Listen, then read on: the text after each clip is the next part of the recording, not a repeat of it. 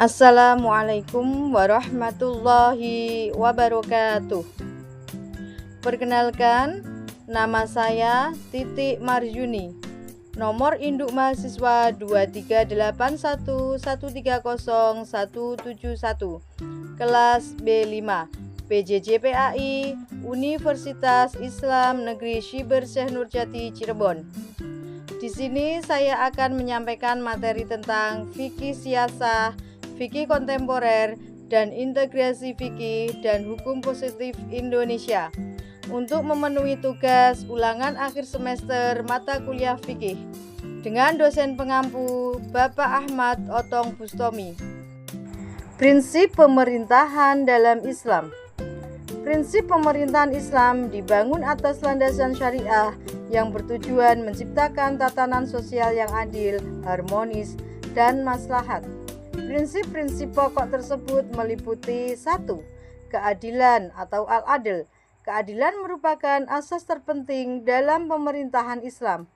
Allah memerintahkan agar keadilan ditegakkan tanpa memandang status sosial, agama, maupun latar belakang. Keadilan adalah ukuran utama dalam pengambilan kebijakan publik, pengadilan, dan distribusi kekuasaan negara.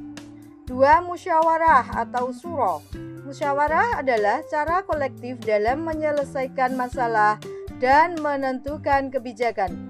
Nabi SAW melakukan musyawarah dalam banyak urusan, termasuk strategi perang Uhud dan Khandaq. Prinsip syuro memastikan bahwa pemerintahan tidak bersifat otoriter. 3. Amanah. Amanah berarti kepercayaan dan tanggung jawab moral yang harus dipegang oleh seorang pemimpin. Seorang pemimpin tidak boleh menyalahgunakan jabatan untuk kepentingan pribadi, melainkan mengabdi untuk kepentingan publik. 4. Persamaan atau al-musawah. Islam menekankan persamaan kedudukan seluruh manusia di hadapan hukum dan pemerintahan. Nabi SAW menegaskan, andaikan Fatimah binti Muhammad mencuri, niscaya akan kupotong tangannya. Ini menunjukkan bahwa hukum berlaku untuk semua orang.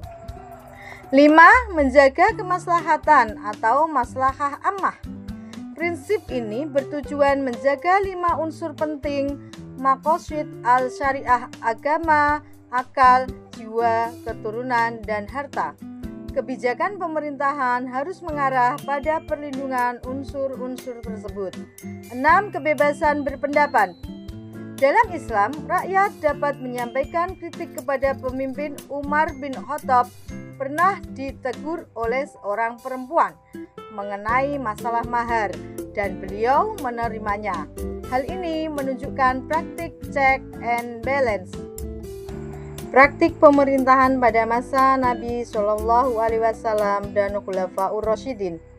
Kajian siasah pada masa awal Islam dapat dianalisis dalam 3 ranah besar. 1.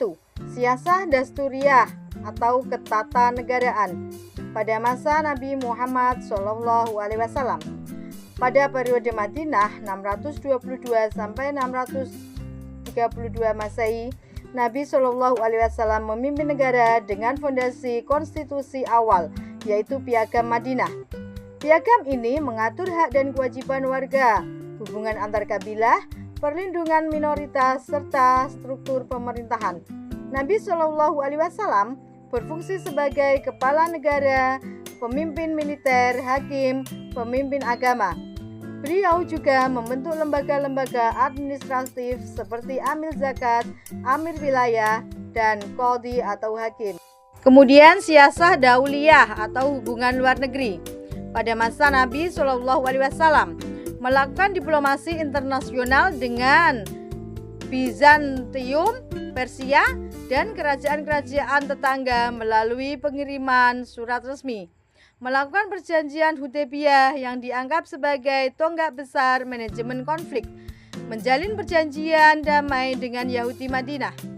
Masa Khulafaur Rasyidin, ekspansi wilayah melalui diplomasi dan peperangan, melakukan kesepakatan politik dengan daerah taklukan mengenai pajak, keamanan, dan kebebasan beragama, menata sistem administrasi wilayah. 3. Siasah maliyah atau keuangan negara pada masa Nabi Shallallahu Alaihi Wasallam. Sumber pendapatan negara meliputi zakat, jizyah, faik, ghanimah, usr, wakaf. Baitul Mal menjadi lembaga penyimpanan dan distribusi keuangan negara. Masa Khulafaur Rasyidin, Umar bin Khattab membentuk Diwan untuk mendata keuangan negara, menentukan gaji tentara dan pegawai negara, menetapkan pajak pertanian untuk tanah taklukan, menjamin kesejahteraan rakyat miskin. Istilah penting dalam pemerintahan Islam. 1. Khalifah, yaitu pemimpin umum seluruh umat Islam sebagai penerus tugas-tugas kenabian dalam menjaga agama dan mengatur urusan dunia. 2. Imamah, yaitu konsep kepemimpinan politik tertinggi dalam Islam. Fungsi utamanya adalah memastikan penerapan syariat dan menjaga stabilitas negara. 3. Imaroh, yaitu kepemimpinan wilayah yang berada di bawah otoritas khalifah dipimpin oleh seorang amir atau gubernur. 4. Ahl, al-hol, wa al-aqd, yaitu dewan yang terdiri dari ulama, cendekiawan, dan tokoh masyarakat yang menjadi pemilih serta pengawas pemimpin. Mereka memiliki otoritas untuk menegur dan bahkan memberhentikan pemimpin yang lalai. 5. Baiat, yaitu ikrar loyalitas rakyat kepada pemimpin sebagai tanda persetujuan terhadap kepemimpinan tersebut. Baiat dapat dilakukan secara umum atau khusus. KHI dalam penyelesaian kasus perkawinan dan waris di Indonesia. KHI atau Kompilasi Hukum Islam adalah kodifikasi hukum keluarga Islam di Indonesia yang dikeluarkan melalui Inpres nomor 1 tahun 1991. KHI sangat penting dalam sistem peradilan agama. 1. Dalam kasus perkawinan, KHI mengatur rukun dan syarat nikah, hak dan kewajiban suami istri, ketentuan poligami, cerai talak dan cerai gugat, prosedur rujuk, nafkah, dan harta bersama. Hakim peradilan agama wajib menjadikan KHI sebagai sumber hukum utama. Misalnya dalam kasus perceraian, hakim menilai alasan-alasan seperti kekerasan dalam rumah tangga, tidak memberi nafkah, serta perselisihan terus-menerus. Dalam kasus waris, KHI mengatur bagian-bagian ahli waris, wasiat wajibah, hibah, penghalang waris, harta bersama. Sistem waris KHI mengikuti fikih Sunni, namun dengan beberapa adaptasi sosial seperti wasiat wajibah bagi anak angkat. Hal ini menunjukkan fleksibilitas fikih dalam konteks Indonesia. Fatwa DSN MUI tentang jual beli salam dan istisna. 1. Akad salam. Berdasarkan Fatwa DSN MUI nomor 05 DSN MUI 4/2000. Pembayaran dilakukan di muka. Spesifikasi barang harus jelas, jenis, kualitas, kuantitas, dan waktu penyerahan. Barang diserahkan di masa depan. Aplikasi salam dalam keuangan syariah, pembiayaan pertanian, pemesanan hasil produksi, pembiayaan barang komoditas. Akad istisna. Berdasarkan Fatwa DSN MUI nomor 06 DSN MUI 4/2000. Akad pemesanan pembuatan barang tertentu. Pembayaran boleh bertahap, cocok untuk sektor industri, konstruksi, dan manufaktur. Aplikasi istisna. Pembiayaan pembangunan rumah, pemesanan peralatan manufaktur, kontrak produksi industri.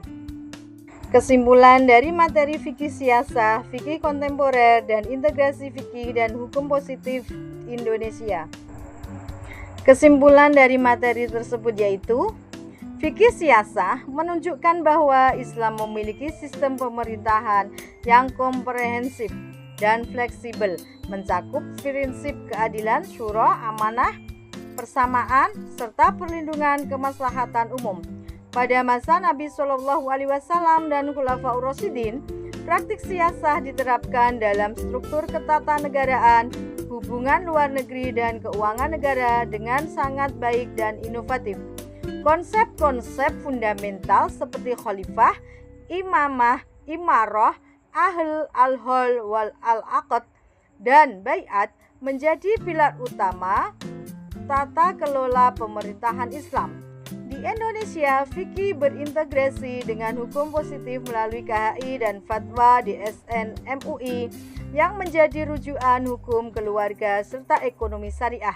Kajian ini membuktikan bahwa nilai-nilai syariah tetap relevan dan dapat diadaptasi dalam kehidupan modern tanpa kehilangan esensi keadilan dan kemaslahatan. Demikian materi yang dapat kami sampaikan. Mohon maaf atas segala kekurangan, dan kami ucapkan terima kasih yang sedalam-dalamnya kepada Bapak dosen yang terhormat atas bimbingan dan ilmunya. Akhirnya, wassalamualaikum warahmatullahi wabarakatuh.